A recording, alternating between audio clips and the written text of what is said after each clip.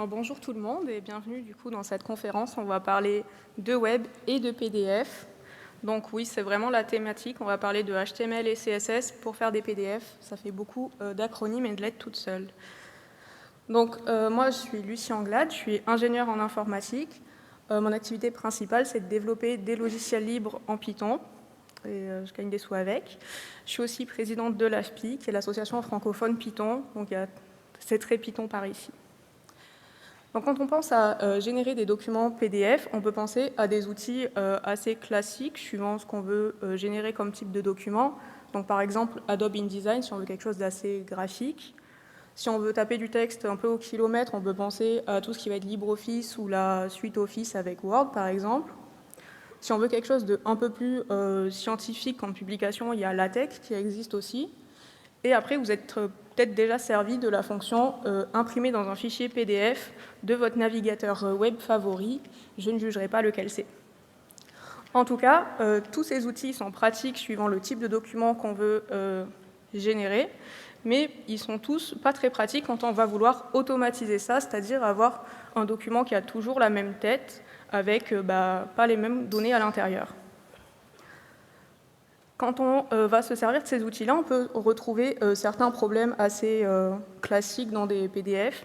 Donc moi, j'ai un problème dans ma tête, je regarde toujours quel outil a créé le PDF et s'il y a des problèmes de mise en page, mais chacun ses problèmes. Donc quand on a des PDF générés par exemple avec Word ou LibreOffice, ce qui peut arriver, c'est qu'on peut avoir des tableaux et l'entête du tableau va être séparée à la coupure de page du reste du tableau. Ce qui n'est pas pratique du coup si on imprime le document pour lire et comprendre de quoi on parle. Donc c'est un peu problématique. Dans d'autres problèmes de coupure de page, c'est qu'on va avoir un titre qui va être tout seul en bas d'une page et on va perdre le contenu qui va avec. Donc là aussi, c'est pas très pratique pour suivre le contenu et c'est un peu moche aussi. Autre problème qu'on peut avoir, c'est quand on veut mettre des logos ou d'autres contenus sur les bords du document qui vont se répéter, ce contenu-là peut faire un peu n'importe quoi, comme là par exemple, du coup, il y a le logo qui pousse un peu le texte et on ne sait pas pourquoi. D'autres problèmes qu'on peut avoir, ça va être quand on va générer par exemple la table des matières et qu'après on va bouger la section dans le document, il se peut qu'on perde le numéro de page et du coup ça c'est vraiment pas pratique parce qu'une table des matières c'est quand même super génial, en particulier quand votre rapport est méga long. Ça c'est des documents qui sont générés soit à partir de Word ou de LibreOffice. Là, c'est un document qui est généré à partir du navigateur. Donc, j'ai testé avec Firefox et Chrome. Et là, en fait, si on regarde bien le contenu, on va perdre du contenu à la coupure de page. On va passer directement à l'étape 5 de la recette de cuisine, ce qui n'est probablement pas la bonne étape. Il y a un morceau de phrase qui sort de nulle part, alors qu'en haut, il n'y a pas le début. Voilà, donc c'est pas pratique pour suivre la recette. Mais par contre, je vous conseille beaucoup ce site de cuisine, il est super bien. Avec les coupures de page, quand on génère avec votre navigateur favori, on peut avoir aussi ça comme problème. Là, on est sur une nouvelle page et on a une image qui est coupée. Donc là, c'est pour pouvoir avoir la version PDF d'une annonce d'achat et le DPE du logement est coupé. On sait tout ce qui ne commence pas à F. Et un autre problème aussi qu'on a sur le contenu, c'est que là, on a la bannière de cookies qui était sur la version web du site qui est super bien. Mais quand on va avoir le PDF de notre annonce immobilière, en fait, on s'en fout de la bannière à cookies. Et en plus, là, du coup, il y a du texte de la bannière qui est un peu en haut, un peu en bas. Il y a une case à coche. Et du coup, ça rend le document plutôt illisible. D'autres problèmes avec le contour des pages et le contenu qu'on peut mettre dedans, ça va être donc avec les logos. Donc tout à l'heure, il y avait le logo de la marge qui poussait le contenu. Et là, c'est un peu le problème inverse. C'est le contenu qui vient empiéter sur les contenus des marges. Donc ça, c'est soit moche, soit pas lisible, ça dépend. Du coup, c'est un peu chiant tous ces problèmes. Si on réfléchit à ce qu'on veut, en fait, ce qu'on veut, c'est définir un contenu, pouvoir identifier ça, c'est un titre, ça, c'est une liste, ça, c'est une image, ça, c'est un tableau, ça, c'est un paragraphe. Et ce contenu-là, on veut le mettre en forme, dire ça voit en haut à gauche, ça, c'est en italique, ça, c'est en rouge, ça, c'est en gras, une taille de fonte, et tout ça, on veut le mettre sur des pages. Si on regarde, en fait, on a cette superbe techno pour définir un contenu, c'est HTML, avec du coup des balises pour définir des titres, des paragraphes, des tableaux, des images, tout ce que vous voulez. Il y a même des balises pour définir des adresses, donc c'est plutôt fantastique. Et ce qui marche bien avec HTML, on le sait, pour mettre en forme une magnifique page web habituellement, c'est le CSS. Donc là, ça va être pareil, on va mettre en forme notre HTML avec le CSS, ce qui va permettre de séparer le contenu et sa mise en forme, ce qui va être plus pratique pour la suite. Ça, on le sait quand on fait du dev web. Donc là, on a notre contenu, on sait le mettre en forme. Maintenant, on veut mettre ça sur des pages. Donc déjà, en fait, le web, on parle souvent de page web, donc on n'est peut-être pas si éloigné d'un document paginé, imprimé. Et en fait, ça, c'est déjà prévu par la spécification CSS depuis le début.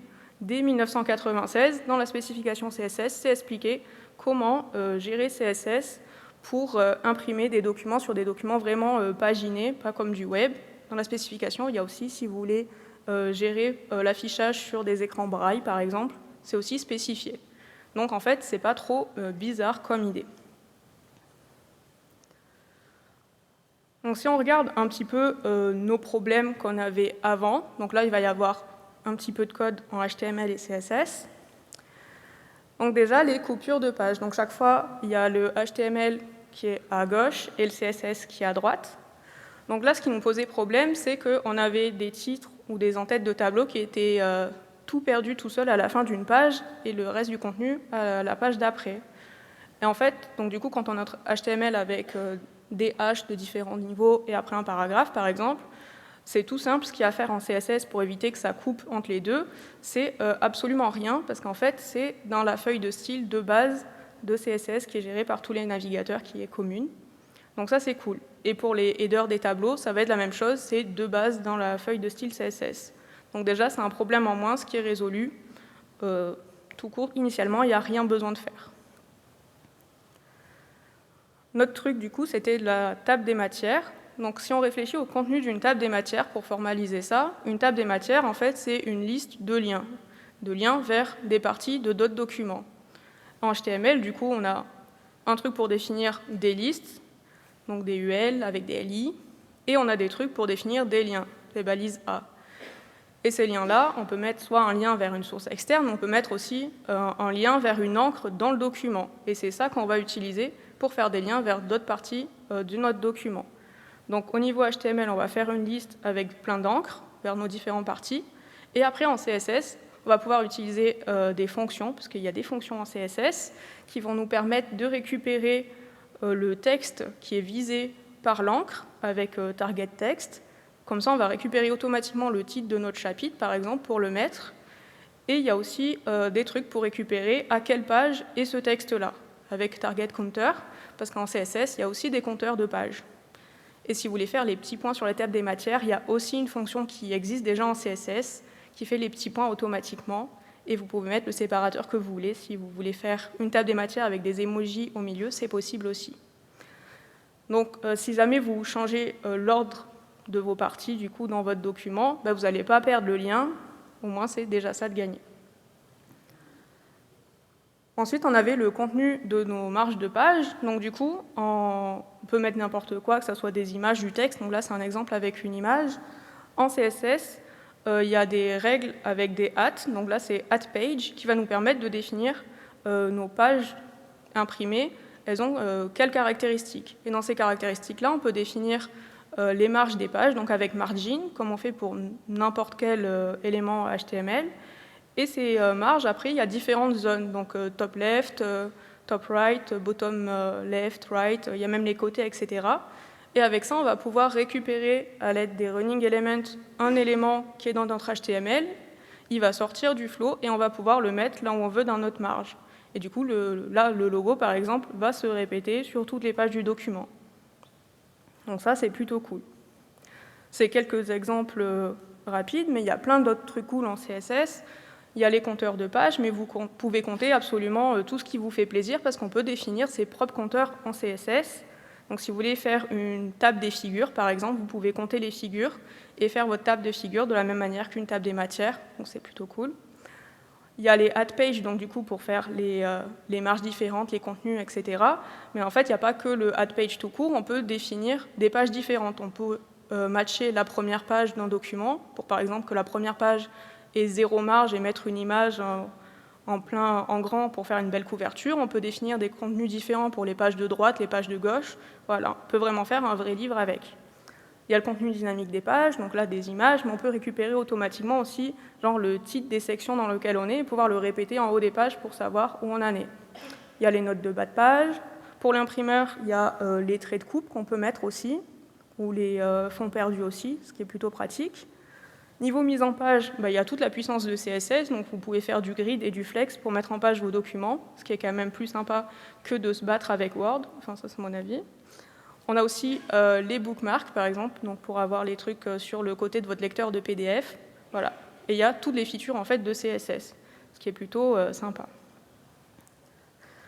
Donc là, c'est bien, on a vu, OK, ça peut marcher, super, mais concrètement, il y a quoi comme documents qui peuvent être faits et qui sont un peu jolis. Donc un premier document qu'on peut penser à automatiser, ça va être par exemple les factures. Les factures, c'est un document qui a toujours la même tête, mais pas le même contenu. Et donc du coup, ça c'est facile d'avoir un template HTML dans lequel on va injecter les données et avoir une feuille de style CSS qui ne bouge pas, et du coup on peut sortir des factures à l'appel.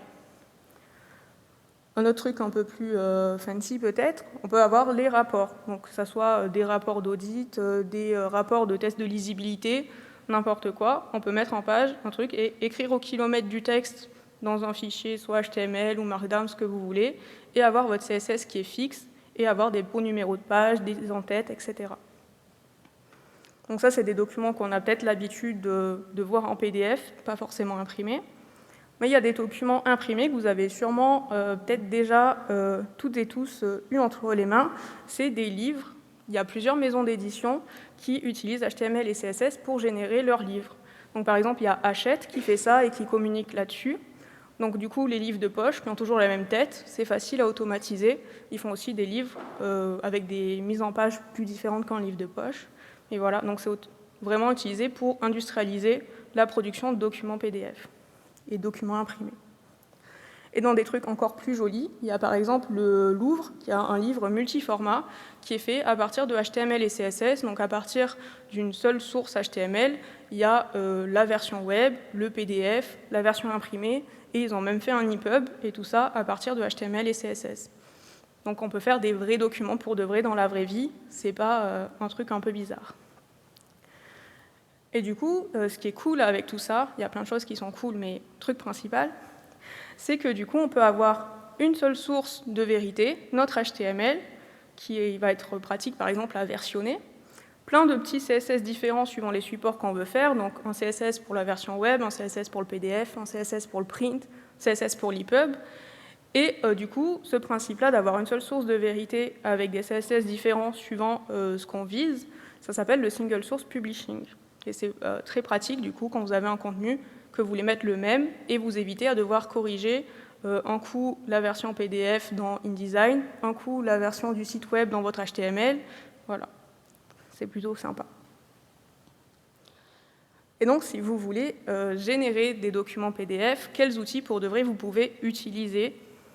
Il y en a plusieurs, ce n'est pas une liste exhaustive. Donc, il y a WheezyPrint, par exemple, c'est une librairie en Python. Donc, ça, c'est la librairie sur laquelle je travaille, qui va donc pouvoir générer des documents PDF à partir de HTML et CSS. Donc, c'est très pratique pour industrialiser.